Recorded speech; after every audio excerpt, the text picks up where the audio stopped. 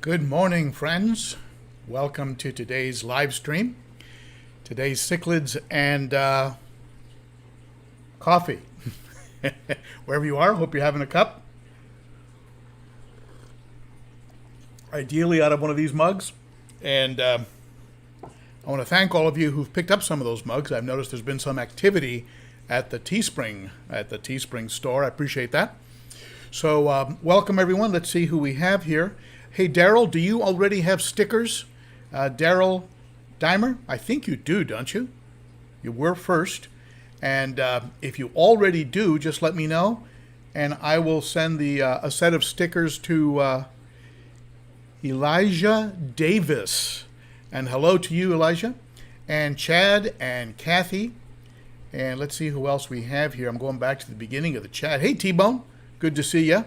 Mike James. And let's see. Hey, Lawrence, how you doing? And welcome to the live stream from London. And T-Bone's in Australia. Elijah Davis in Texas. Very, very good. Northern Manitoba, Canada. It looks like Chai3FR34P. Welcome to the live stream.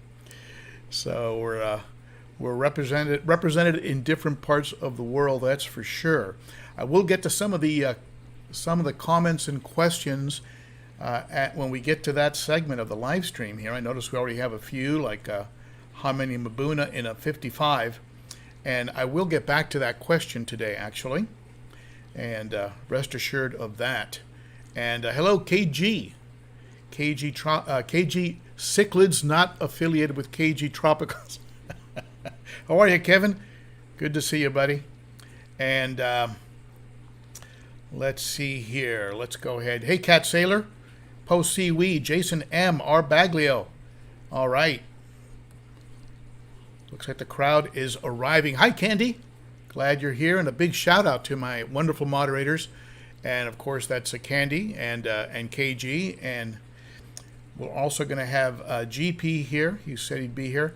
And Denny's been working on weekends, Dennis Rudell, so he hasn't been able to make it recently. He catches the replays. Hey, Tom, over in Malibu, I hope your air quality is better than mine. I'm looking out the window right now, and I can barely see the across the street. There's so much smoke, and we're away from the fire, but we're about 5 blocks from the from an evacuation, from a possible evacuation zone. But where our house is situated, it would have to be very, very, it'd be really almost impossible for the fire to get here where we are. But the smoke is getting very unbearable, and but there's nowhere to go. I mean, it's all the way up to Portland, Seattle. I guess we could drive inland and get into the deserts maybe, but anyway, the fire situation out here is very, very bad. Very, very smoky, as you say. Nothing but stardust. Yeah, very, very smoky. You wake up and it smells like someone's been burning a fire pit, all night long, and or somebody, got the chimney going and didn't open the flue. You got it's smoky, and it's actually smoky in the house. So anyway, so. Thank you, everybody, for being here, and let's go ahead and get rocking and rolling, and let's officially start this live stream with the dropping logo.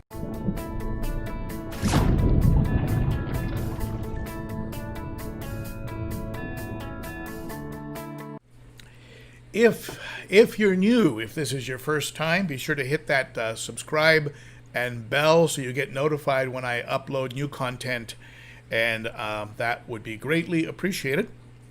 And some of you have asked for ways to help support the channel.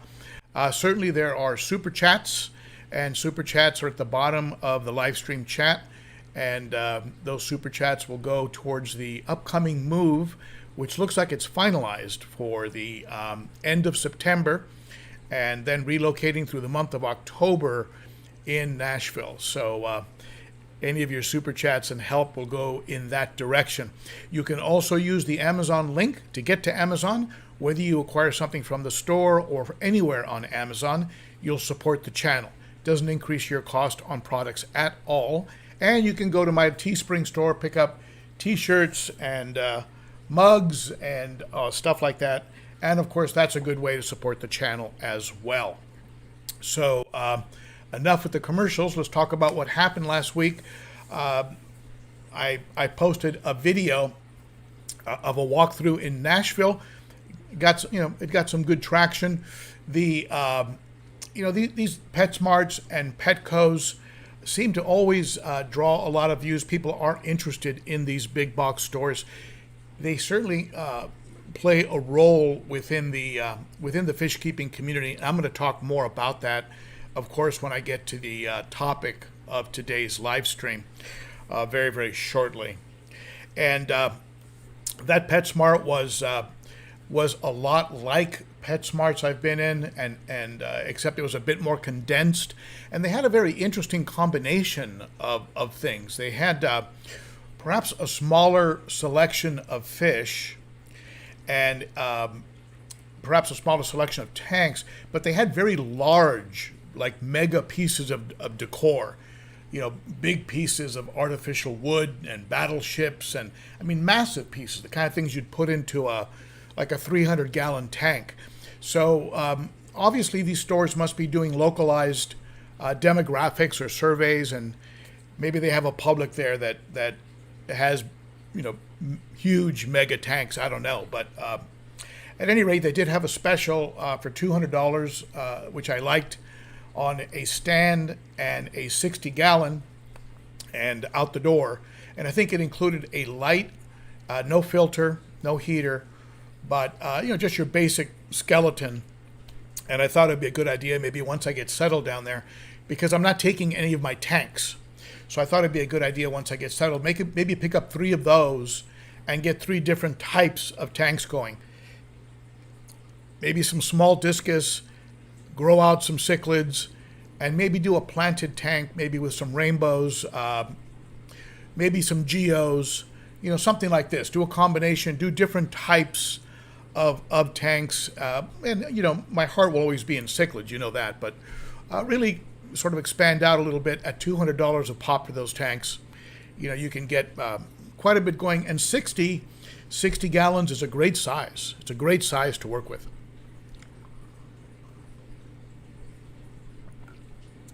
Thank you, T-Bone, for that. Yes, I hope the fires do end off, get under control. We had lightning strikes. Now we're finding out that there may have been some arson that occurred. So anyway, yeah, I really hope they do get past us. I also released a video on sponge filtration, all the different thoughts that I have on sponges, and when you really think about it,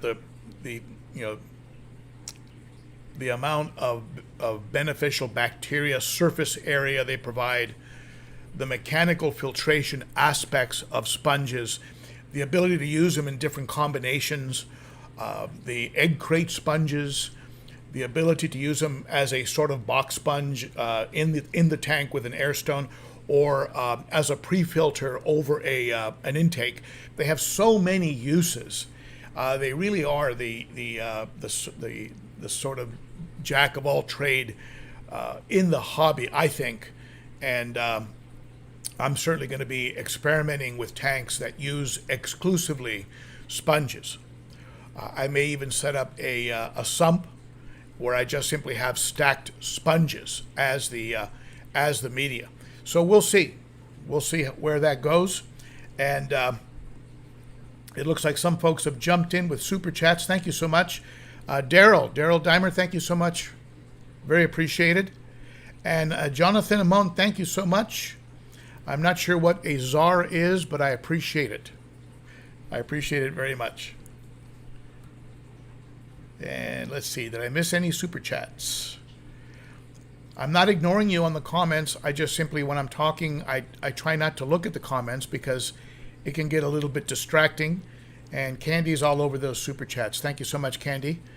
And she's also banging the drum for hitting that like, and definitely share the live stream with your friends. The more the merrier. Let's get this thing well over 100, and which for my super chats is pretty good. They usually get about 1,000 views by the end of the day, but in the super chats themselves, anything over 100 is nice.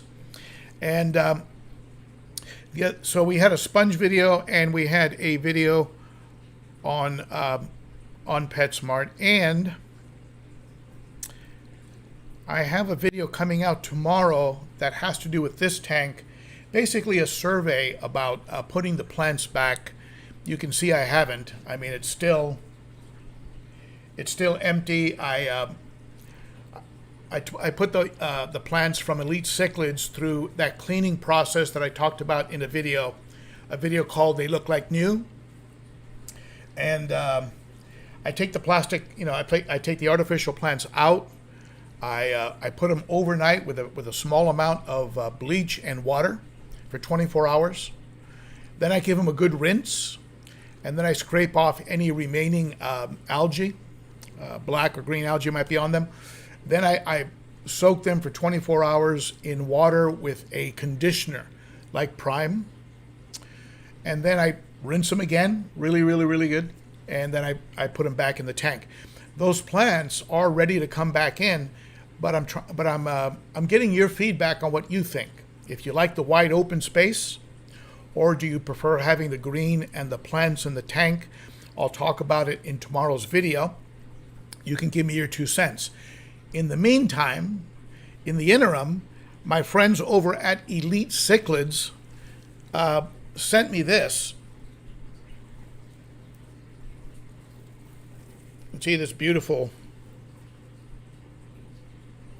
artificial plant from Elite Cichlids. They use like a rock base and sand and glue to keep the plants in place, so they're not going to get dug up and moved around by fish, or if you have strong circulation like a power head, you're not going to get the plant moving all over the place because of what it's got attached to. This is a heavy block, so it's not going to go anywhere. And it's long and flowing so that the power heads and movement in the tank will have it flowing in the tank. And just a beautiful piece. The folks over at Elite Cichlids were a florist shop. And they were florists, and then what they decided to do was to go into artificial plant making for aquariums. And they make beautiful pieces, and that's just one example. And the folks over there, Mike, Jack, and the family, sent that over to me. So we'll see. We'll see what kind of feedback I get today and what kind of feedback I get tomorrow after tomorrow's video. And then we'll figure out whether to put something back in here. I was a little bit worried that not having the plants, not having a place to hide, that I would have trouble. But nobody seems to be damaged. There are some fish that are hiding in the corner, and the pleco goes into that cave in the back there. I put a cave down there. That was a heater cover. This little thing you see here, that's a heater cover from the folks over at Universal Rocks in Texas. And what I did is I cut it down, and I'm using it now as a cave since my heaters are in the sump. One of the advantages of a sump system is you can put your heaters in the sump, and so you can hide some of the equipment. And talking about the sump, some of you know that I had a little bit of a setback trying to get this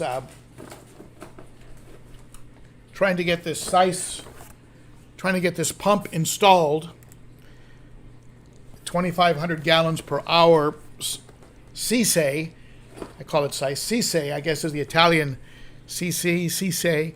from Italy, and 2,500 gallons an hour. And so what I did is I picked up a gate valve. This is called a gate valve. And so and a couple of these connectors, right? A couple of these things.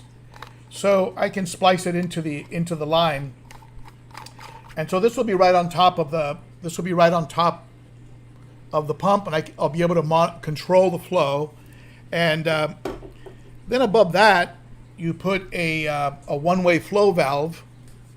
And this one-way flow valve prevents water from coming back to the tank as a back siphon. So I'll splice those two things into this hose. This is the hose that'll go from the pump, right, to the tank. So I'll splice those in, and then we'll go from there. We'll see if that works. Now, of course, there's a part of me that says, why go through all of that if in about a month and a half I'm going to end up breaking it all down anyway? But sometimes I do these things just as a experiment or an exercise to learn about them, to get information, to find out what works, what doesn't work. So I'll probably do it and maybe even go back to the real pump that I have, but I'll do it, I'll film it, I'll share it with you folks, for those of you that are interested in sumps, and we'll see where that goes.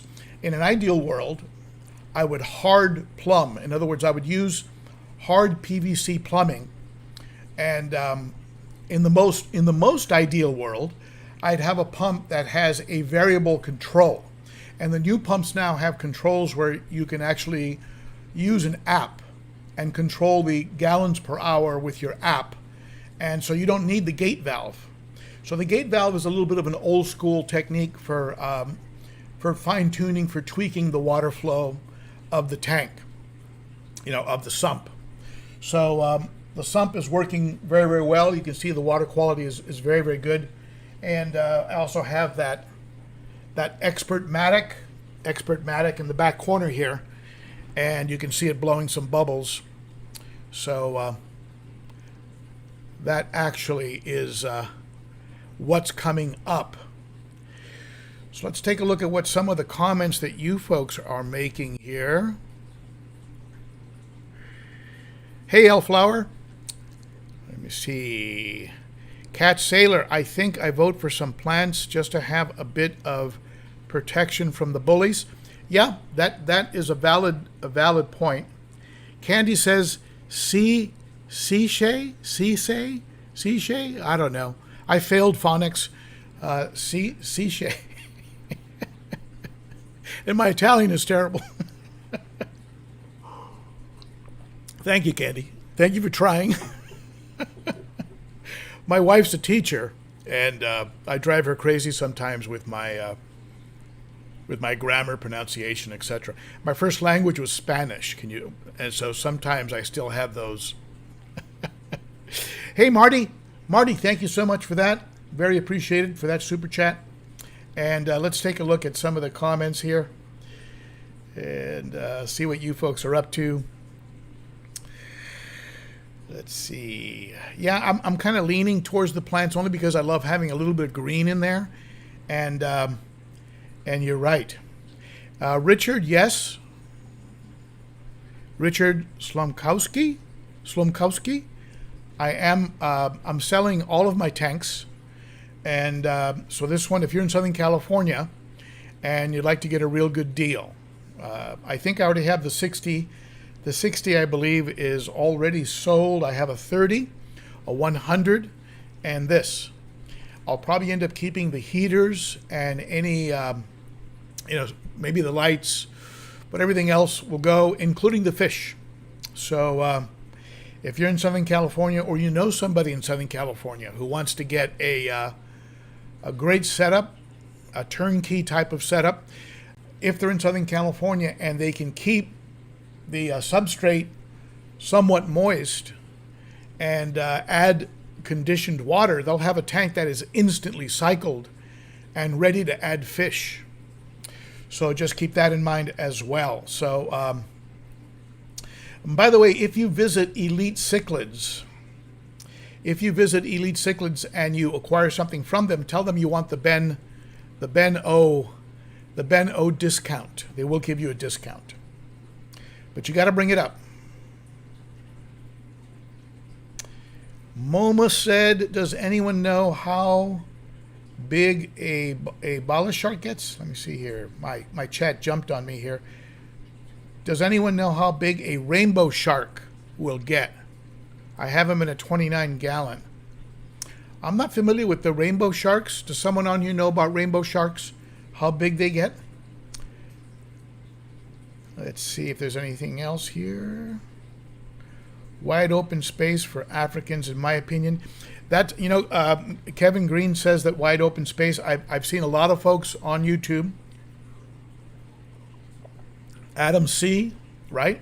IFG, Evan Alexander, they tend to lean towards the just open, maybe just a few rocks for decor and color, but basically an open swimming setup. So yeah, I get it. And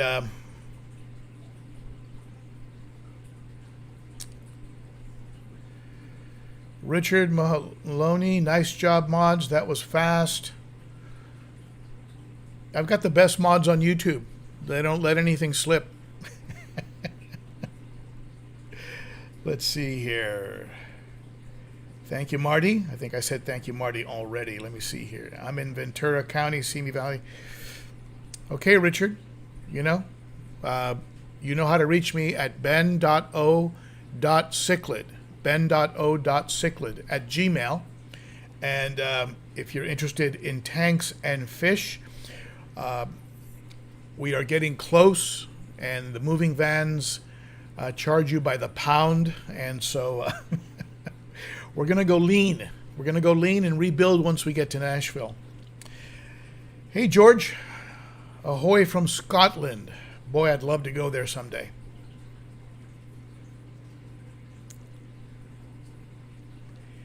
Yep, KG has dibs on that 60 and possibly on Photoshop. We'll see if we can work something out here and maybe include that Lethrinops in there. All right, so let's get on here with, let's get away from the chat and get a little bit onto today's topic. Now, the reason I came up with this topic is, whenever I do a walkthrough video through one of the big box stores, Petco, Petsmart, things like that, I'll usually get a comment. I'll usually get a comment or two about the something that happened.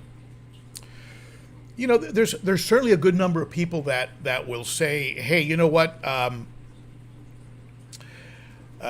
I've had a good experience with them, and it's been I've gotten great deals there. I got a FX6 for $240, or I picked up this electric blue and he's beautiful and I've had him for 5 years, blah blah blah. So you hear good stories too, but very often peppered in there, you'll see the I'm never going to go to one again. All the fish were dying. I brought a fish home and it contaminated my tank, and they sold me a fish that ended up getting too large. I bought a fish and he was the wrong fish, and he didn't mix. I should have never put him with the fish I have, and because of that, now I have all these problems. I don't know what to do. Blah blah blah. So I see these kinds of comments, and you know what? PetSmart, Petco, any of your big stores, they hire folks, they bring them in at a probably a moderate wage. It's not necessarily a job that many people take on because they want to make a career out of it. Very often they're there for the summer, they're there for, until they finish school. So the person that's helping you very often, their heart isn't they're not all in. And they're bouncing between the parakeets and the lizards, the reptiles and the fish, and they have a very limited amount of information about each one. And so at the same time, I do think that there should be a bit more education or advice provided to the buyer. I concur with that. I even offered Petsmart at one point, hey, listen, I'd be more than happy to put together some short videos that you could, create a little sitting area and tell the person, look, if this is your first tank, would you mind sitting here for 5 minutes and just watch this short video? And it would just talk about setting up the tank, when you can add fish, the combinations of fish, thinking in terms of how big fish get and the size of tank you have, real basic stuff, right? And maybe an orientation like that. But again, I mean, that takes manpower. It takes floor space. They probably have that floor space figured out to the penny, how much money they make versus the floor space, what they're using it for. And so ultimately, and this is going to seem like a bit of a tough love, but ultimately, if you had to assign fault or blame, ultimately it has to come on to the buyer. The buyer has to take responsibility for buying the wrong fish, especially in today's world where you can pull out your phone and you can say, you can look at a picture, you can look at the information on it, you can even check a disease. What is that? What's that spot? You can even look at this stuff. So it's really on the buyer to really do the front end research. Now, Dad is walking with little Jimmy through the fish store, and he sees the glowfish, and he goes crazy. And Dad has Jimmy for the weekend and wants to be a hero, so he buys him the 10-gallon starter kit and the glowfish, and Jimmy's off to the races. And the first time he does his tank cleaning, he kills all the fish. So I get it. I get how that happens. At the same time, ultimately, whether you're buying a car, a dog, a cat, a fish, ultimately the buyer has to step back and go, hey, you know what? I didn't quarantine. I didn't have a quarantine. I just trusted them, and I threw them in my main tank.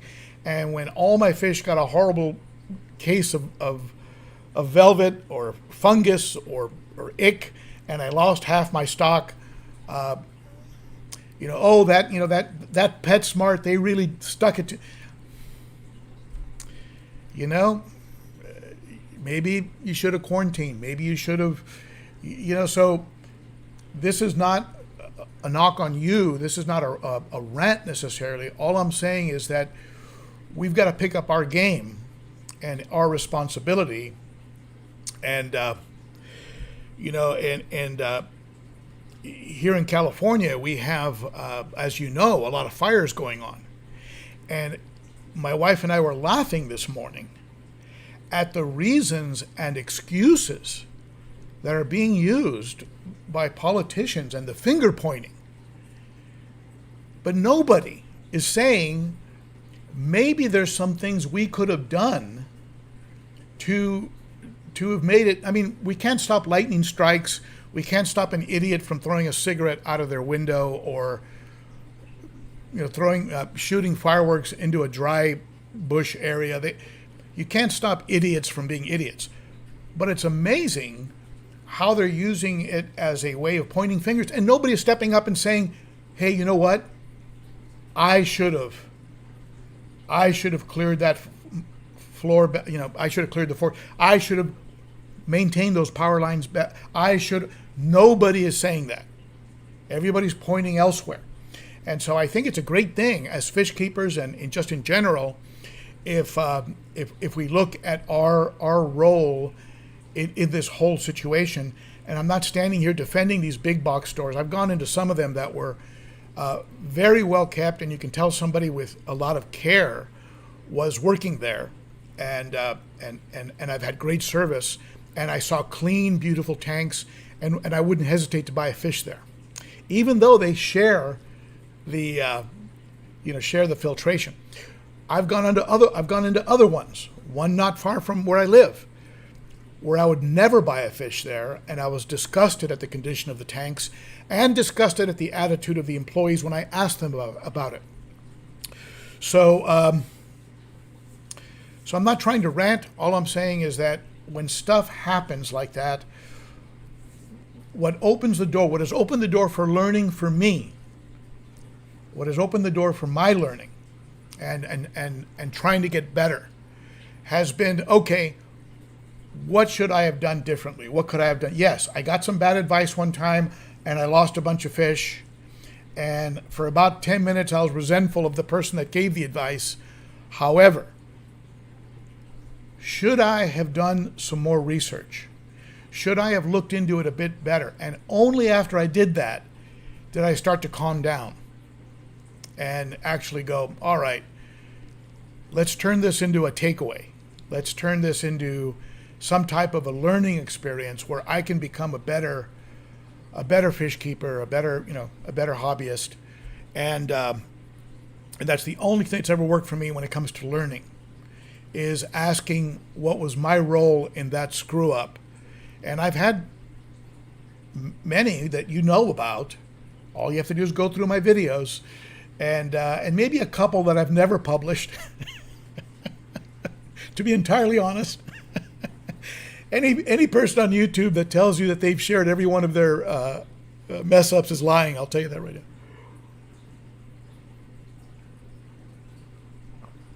now. All right. Anyway, not trying to rant, but maybe it comes across as a rant. But when people harp a lot, you know what? A complaint in an effort to help, I get it. Hey guys, you should probably do something about your parking. The situation is blah blah. I get it. But when somebody harps really hard about something, and it's on and on and on and on, even when I do it, the best advice I heard from somebody a long time ago was, when you point a finger, one finger points back at you. So stop. And I'll tell you something. I've been married a long time, and very often when my wife and I start to get into something, what diffuses it instantly is when I stop and I go, all right, she couldn't read my mind. That's true. Oh, God. Anyway, so yeah, finding your own responsibility in it. That's my advice. That's the end of my rant. It opens the door to becoming a better fish keeper. I tell you, every single time you feel like you've been the victim of somebody else's bad advice or a bad fish store, you stop and ask, what could I have done differently?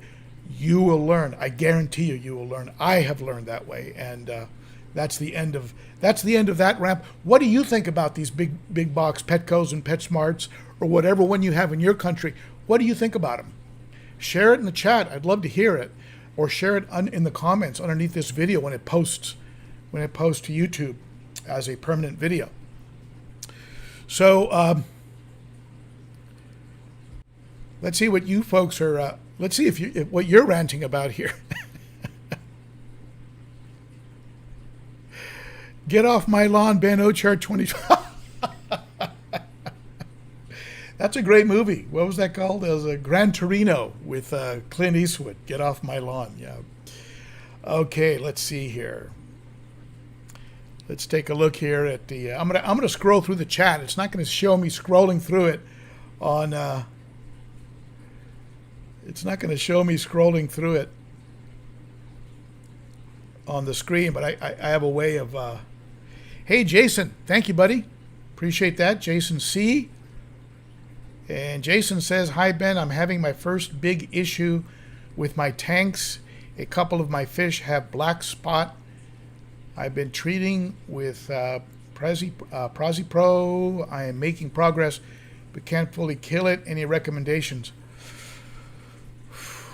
Well, I personally, Jason, I've never dealt with black spot. Certainly, the usual stuff. Make sure you don't have any chemical filtration when you're doing treatment. Be sure your water is nice and clean. In other words, do your water changes.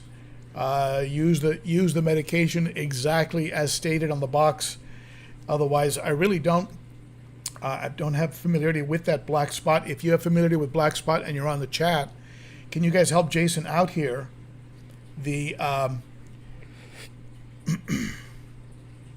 I've heard of a lot of folks having external issues. They get progress with external issues using salt, a plain kosher salt, an Epsom salt, things like that will work. 1 tablespoon, I believe, for every 5 gallons. Sometimes that can help to stimulate and work with the coat, the slime coat, things of that nature. If you have some advice for Jason, help him out here. And we hate to see our fish become ill and start to die off. Let's see here. I'm scrolling back.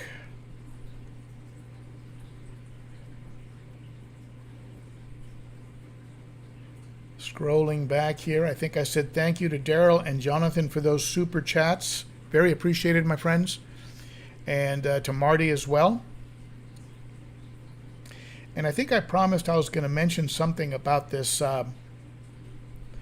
this question that we had in the beginning about from Elijah Davis, how many Mabuna in a 55-gallon? And this is, I've made the comment before about how and it's kind of a joke, I guess. You talk about it's a fluid situation, right? So you can't just come out with one size fits all, Elijah. You can't do that. You have to look at other factors. How often are you going to be doing water changes? How much filtration? Are you going to be putting 2 canisters, a hang-on back, 2 hang-on backs? You have to look at factors like that. How are you going to feed? Are you going to feed once a day, twice a day? Are you going to be a moderate feeder, a heavy feeder? Are you going to have other fish in there, like a cleanup crew, maybe some bushy-nosed plecos? So we have to look at the whole picture. So if you were to, first of all, the best advice I ever heard of Mabuna is create vertical caves. Create cave work that works upwards, not just horizontal. This will increase the real estate and allow you to separate out the territories and give you an ability to have, the fish will be a little bit more peaceful. One of them will claim, a condo on the 3rd floor. One will claim a condo on the 2nd floor. And you'll have all your horizontal cave work. So stack your caves. Underwater galleries, their caves stack. I believe Universal Rocks has rocks that'll stack. So use horizontal cave work, horizontal rockscaping, and I would say if you started off with maybe 15 small ones and let them grow out, and you're going to find that as they grow out, a jerk or two, you'll have a jerk or two that you're going to want to pull out, and then maybe you'll replace. As they start to grow out, you'll fall in love with another Mabuna that you'll see, so you'll want to maybe add 1 or 2 as you go. So you don't want to put like 20 all at once. So I'd maybe start between 10 and 15, 1 to 2 inch, maybe some electric yellows, some yellowtails, just a variety, and then let them put on some size, let them develop a pecking order, and then maybe cull out some that you're not that happy with. Maybe add a rusty in there. Rusties are beautiful and they're pretty peaceful. Anyway, and then kind of play it as you go. So that would be, and it's a total guesstimate.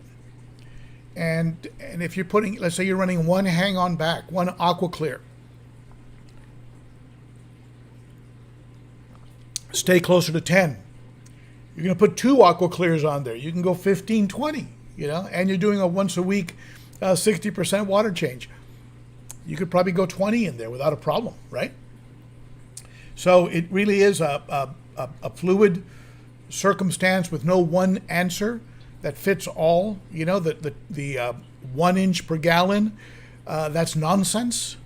1 inch per gallon, because you have to figure in the other factors like maintenance and filtration, feeding, and ultimately the size of the fish. How big are they going to get? I mean, 1 inch per gallon, really? So I could have put 150 1-inch trouts, Malawi trouts in here. The guy's about 11 inches now, right? So anyway, so you got to be sensible about it. So anyway, let's see here. If you have some questions, go ahead and hit me now.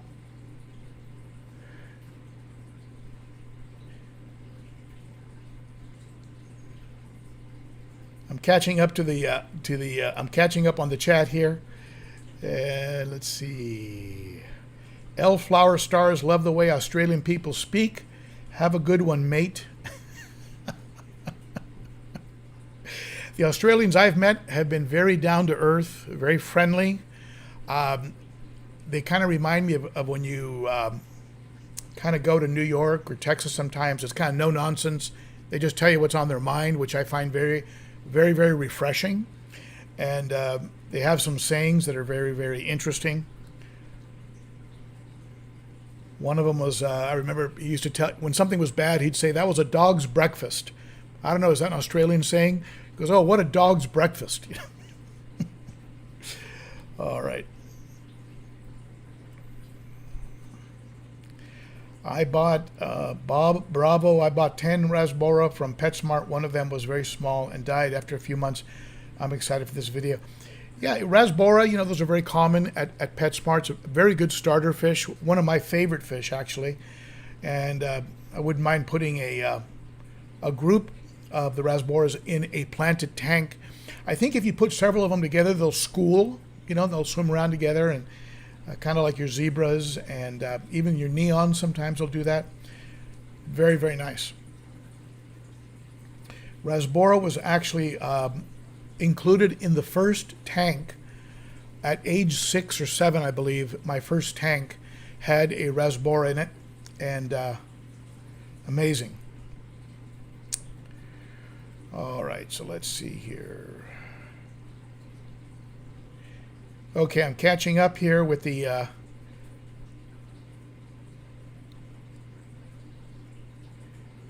MoMA talking about tiger barbs. Tiger barbs, my experience with tiger barbs has been that they're very, very nippy. Very, very nippy. Also, last time I went into, I think in that last video on PetSmart, they had glow. They have glow barbs now. So they're doing that DNA alteration where they're putting that glow DNA thing on there.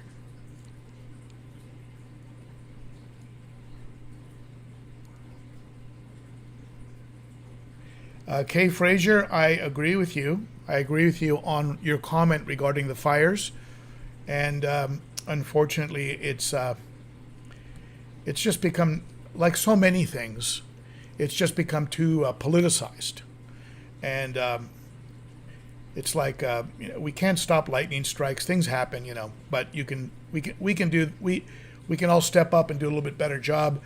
I ride my bike up this trail called Chantry, and it's very dry. It's a very dry road with dry brush on both sides, and then hillsides that go up to a pretty high elevation. And it's not uncommon for me to be riding my bike up there and see cigarette butts on the road. So people, throw their butts out. So. Anyway, what can you do about moronic behavior?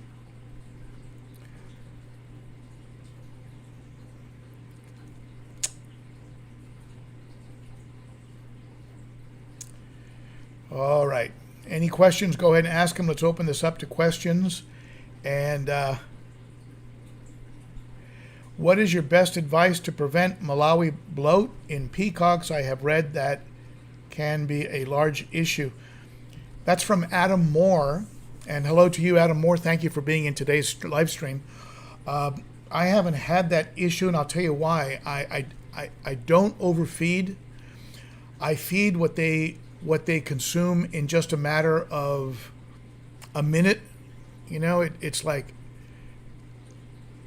it's very rare for me to see food around in more than a minute.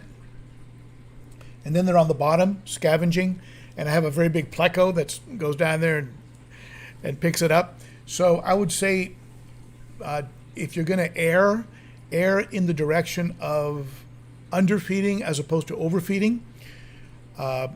Fast. You can fast them. I'll go 1 day a week where I don't feed, usually on a Sunday. I'll just skip feeding altogether, let them clean out their system.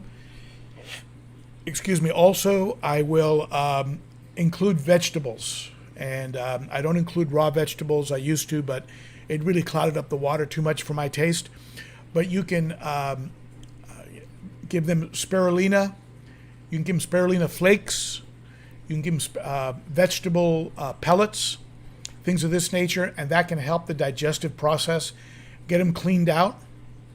I've heard that salt can act as a laxative. So, maybe occasionally adding a little bit of Epsom salt. And again, I hear that.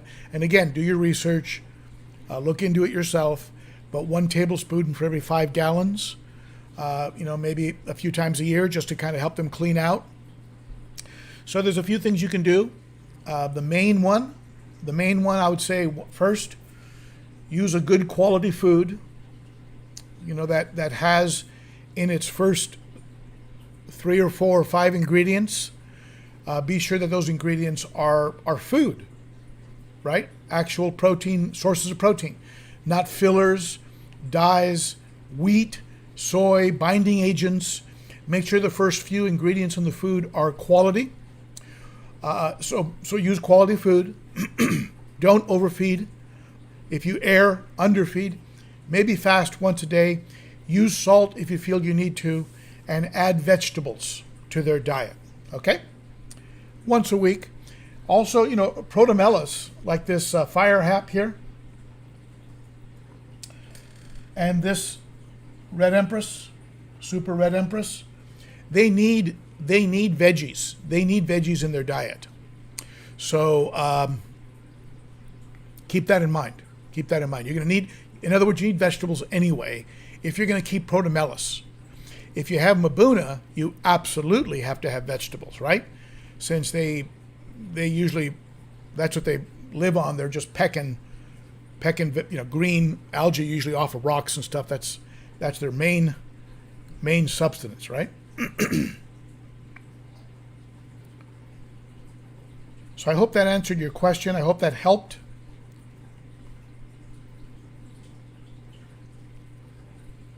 You're welcome, Adam. Any other questions, go ahead and share them now. I will try to get to them.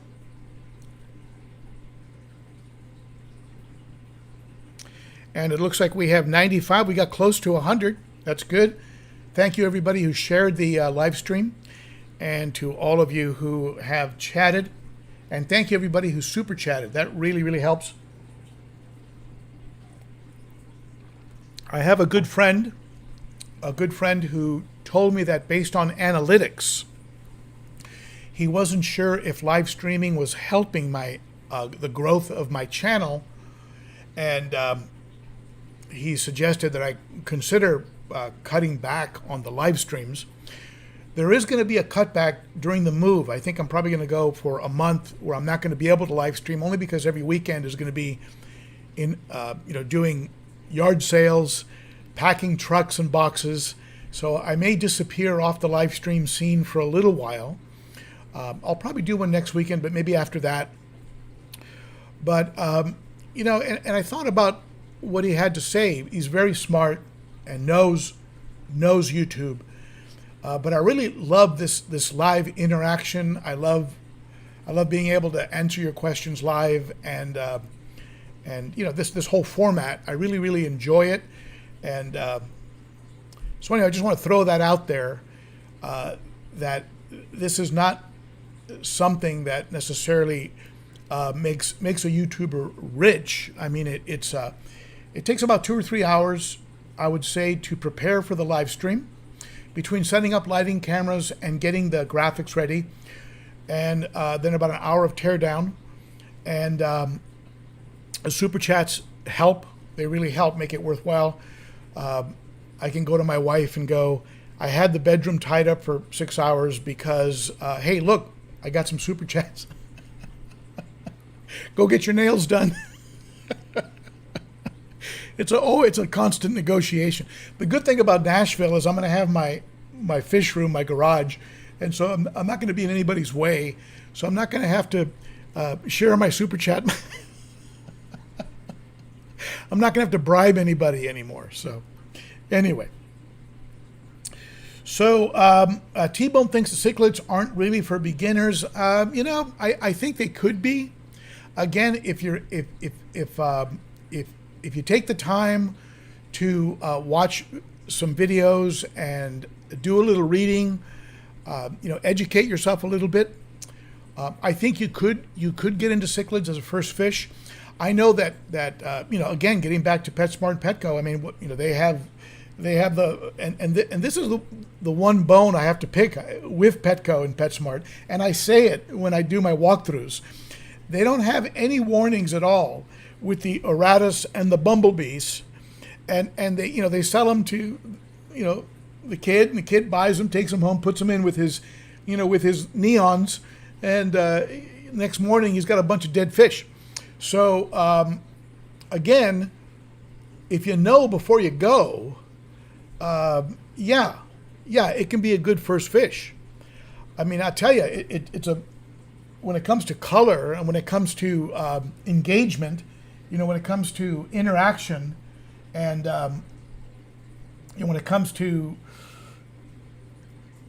shape and variety, they're just a hard fish to beat. At the same time, when you get the aggression and things of that nature, it can kill off a new fish keeper. But I would say that they are a good first fish if you know before you go. Education.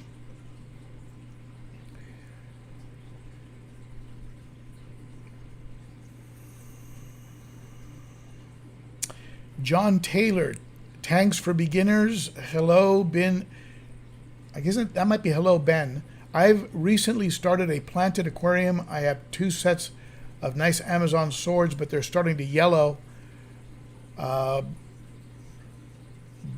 and is using those root tabs and understand they need potassium.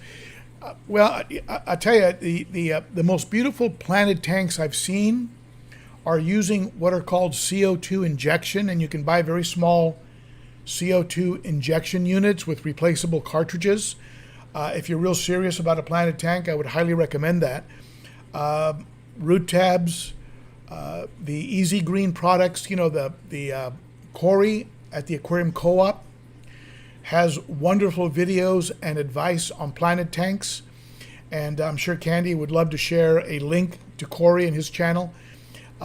There's just a lot of advice, a lot of information there, and he sells a liquid additive that you can put in the water. If you can do that plus some CO2, and plus let's take a look at how you have your substrate. Do you have dirt? Do you have a plant specific substrate, or do you just have gravel? I mean, there's different factors to consider.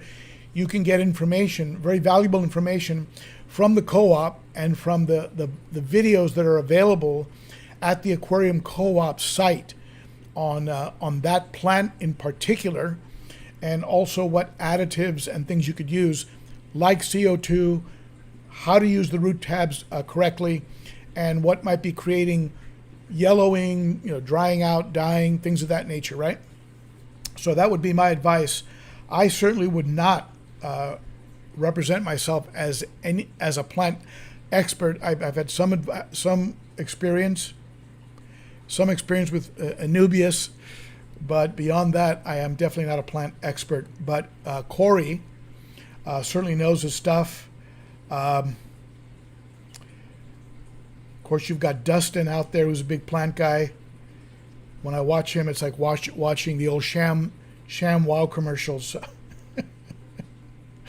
Dustin's Tanks, I think it's called.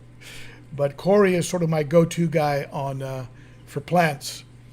And he's the resource that I will be using for sure when I do some planted tanks in my next fish room.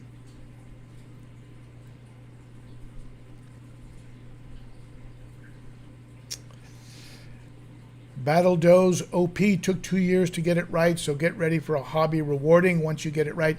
And you know that's true. I mean, it does take time and experience, and sometimes some setbacks to actually get it dialed in. But once you have it dialed in, once you have your wits around it, and it's very, very rewarding. And sometimes when you think you have your wits around it, that's when you have a big setback. So, you know, it's like skiing or mountain biking. The biggest injuries occur in the intermediates because they think they know, but they don't really know, but they think they know. And that's the most dangerous condition to be in, to think you know when you don't know. So you try something and you end up hurting yourself. Same thing applies in the hobby.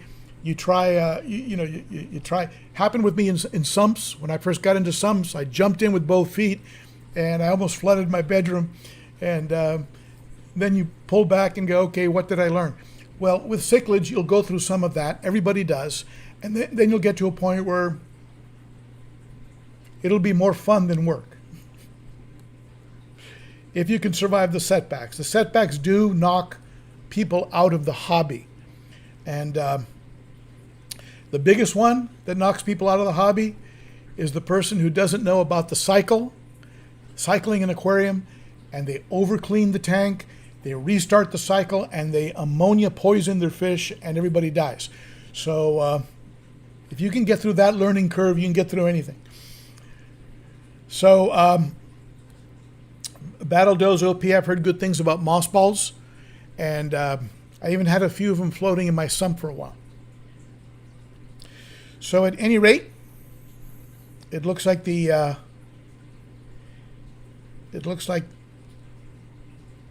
moderators have been busy. Have we had some trolls today, Kevin, Candy? Have we had a troll or two? Troll your boat. Adam D. Moore, Jan MC, Evan 7 foot, using Texas Holy Rock, crushed coral. Yep. Crushed coral, Texas Holy Rock, Adam, and limestone. All of those are great for cichlid tanks.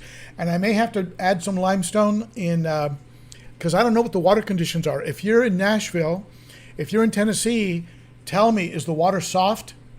Is it high pH, low pH? Here in California, Southern California, we have water that's very good for cichlids. Comes out of the tap in the high 7s, 7.8. Very hard water. Some people call it liquid rock. I heard you get that in Texas too. And not sure how it is in Nashville. If you're from there, please let me know.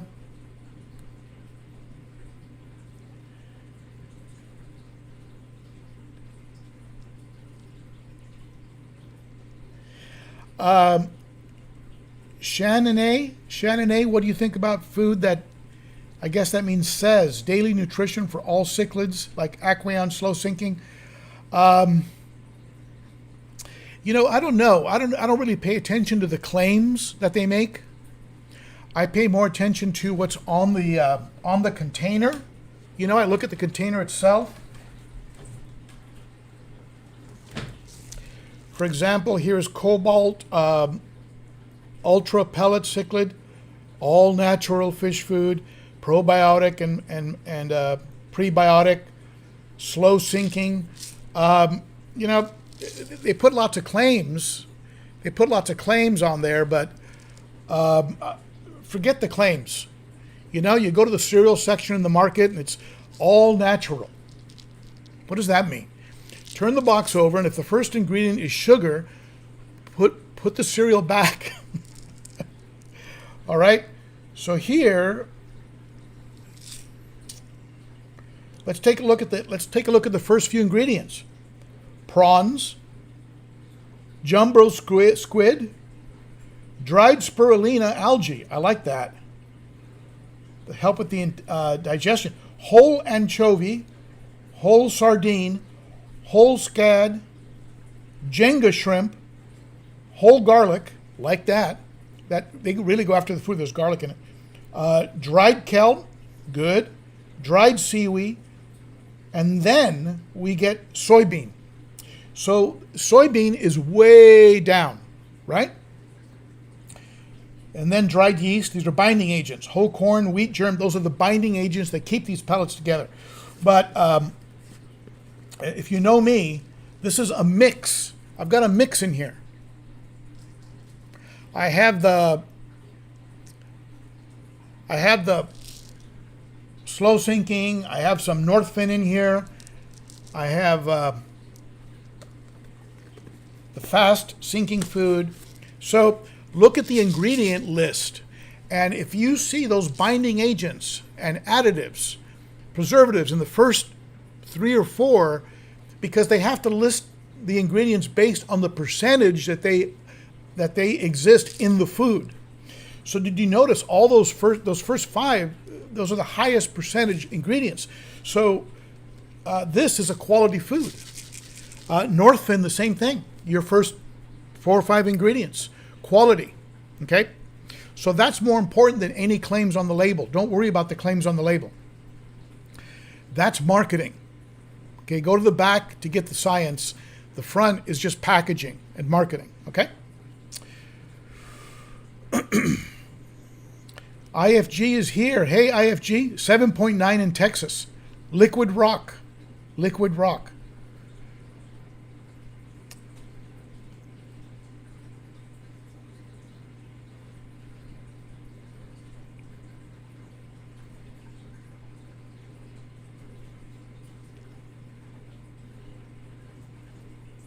IFG, not a fan of the superfish food trend. It's all marketing schemes. Hobbyists have been keeping fish for years before the superfish food trend. Not sure exactly what you mean by the superfish food trend. Maybe all the new ones that are appearing on the market now, going back all the way to Northfin. Not really sure what foods you're referring to specifically.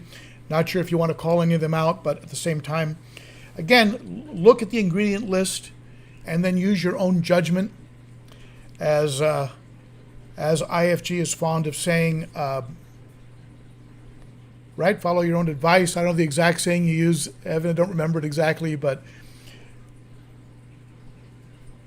just this is do your own research, not just the advice of a stranger on YouTube. Check out IFG's channel. If you're not familiar with the Inquisitive Fish Guy, go to his channel, check him out. He's got quite the fish room going in his garage. I'm actually tracking his progress to see what mistakes happen so then I can set up my garage. I already know that I'm going to have to check the electrical circuitry because he had to do some stuff with his circuit board. So that's one of the first things I'm going to do. Make sure I have the right circuit board and all that good stuff so I can run enough plugs and have enough juice to have all the plugins and stuff I need running in the garage, because the garage is set up for, one plug and a garage door opener right now, right? So I am watching him to see what mistakes I can avoid. The opinion you follow should be your own. Thank you, IFG. All right. So thank you so much, everybody. We're getting near the end of my time. I really appreciate all of you showing up. Thank you to my wonderful moderators. It looks like KG and Candy had their hands full today. People were troll your boat and trolling around. And thank you so much for your work. And GFC, yep, that's right. Exactly. And I will definitely be contacting you, Evan, when I go to do that circuit board work. And you're welcome, Candy. Thank you for your help, Candy. Everybody, thank you so much. And I hope to see you this coming Saturday. I will be winding down the live streams for a little while during the move. And then I will resurface in Nashville, I promise. Thank you for the super chats. Thank you for the wonderful questions and comments. You folks rock. Never forget that. And I will see you next week, and see my video tomorrow. and comment on what I should do with this. Thank you so much, friends. Don't forget, if you're in Southern California and you want to pick up some fish and tanks, reach out to me. You will never get a deal like the deal I can offer you. Ask Kevin Green, he'll tell you. Thank you, everybody, and goodbye for now.